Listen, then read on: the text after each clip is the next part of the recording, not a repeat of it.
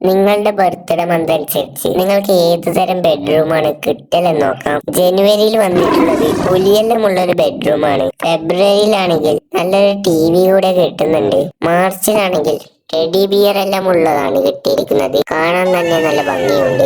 ഏപ്രിലാണെങ്കിൽ swimming പൂളിന് നടുവിലാണ് bedroom. ഒന്ന് സൂക്ഷിച്ചൊക്കെ കിടക്കണം, താഴേക്ക് വീഴാതെ ഇരുന്നാൽ മതി. മെയിലാണെങ്കിൽ ഫുള്ള് പൂക്കളൊക്കെ ഉള്ളതാണ്. പൂമ്പാറ്റയെ കണ്ടുകൊണ്ട് ഉറങ്ങാം. ജൂണിലാണെങ്കിൽ എല്ലാവരും പേടിക്കുന്ന ഒരു ബെഡ്റൂമാണ് കിട്ടിയിട്ടുള്ളത്. ബാക്കി അറിയുന്നതിന് മുൻപ് നിങ്ങൾക്ക് മെസ്സിയെ ഇഷ്ടമാണെങ്കിൽ ഈ ചാനൽ വേഗം സബ്സ്ക്രൈബ് ചെയ്യുക. റൊണാൾഡോനെ ആണെങ്കിൽ ലൈക്ക് ചെയ്യുക. ജൂലൈ ആണെങ്കിൽ നല്ല ബെഡ്റൂം തന്നെ കിട്ടിയിട്ടുണ്ട്.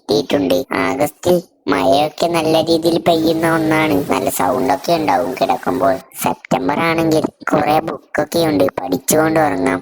ഒക്ടോബർ ആണ് ഇതിലെ നല്ലതെന്ന് തോന്നുന്നു. നവംബർ ആണ് ഇതിലെ മോശം ബെഡ് എന്ന് തോന്നുന്നു.